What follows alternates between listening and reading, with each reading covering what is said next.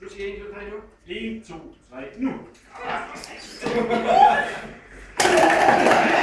Oh, strike! Strike fra Emil.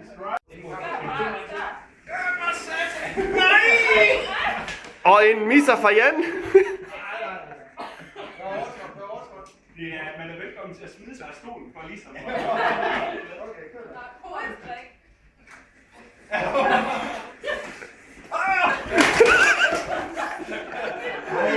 En syver til Jan.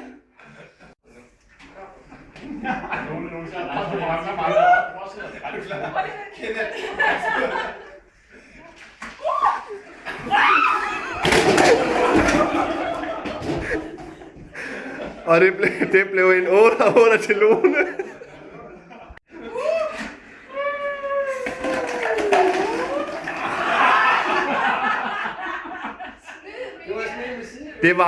Det var en bold med skru fra Michael Lange.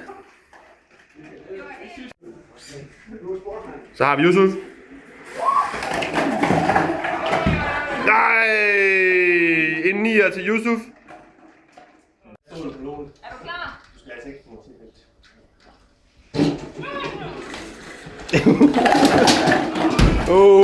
Strike til Kenneth.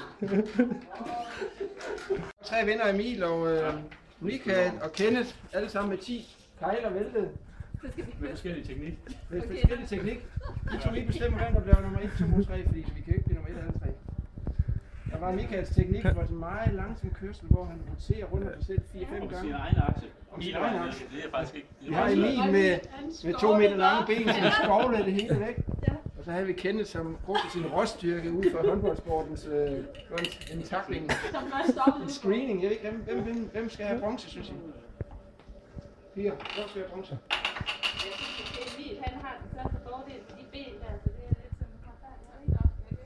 Bronzebladene går til Emil, tillykke Emil. Det er ikke meget til spørgsmål. Lidt ligesom Silkeborg. Ja. Så får du lige sådan en lille... Tak. Ja. Og så har vi sølvmedaljen gik til hvem? Hvem gik sølvmedaljen til? Den gik til Michael, tror jeg. Det er jo Michael. Ja. Michael, tillykke. Jeg får bare være med. Ja, det er flot. Og til sidst har vi forretningsvinderen af Hammels kørestol. Jeg krydser først. Sådan der. Og vinderen af kontorstoleræs i Hammel blev Så får han en. vores håndboldspiller, som lavede en instruction her. Det er sådan, det her screen. Ja, en screening. Hvad vil noget? Tillykke.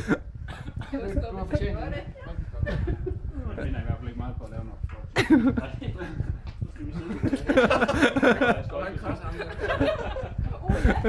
Har du ikke Skal vi give ham en hånd?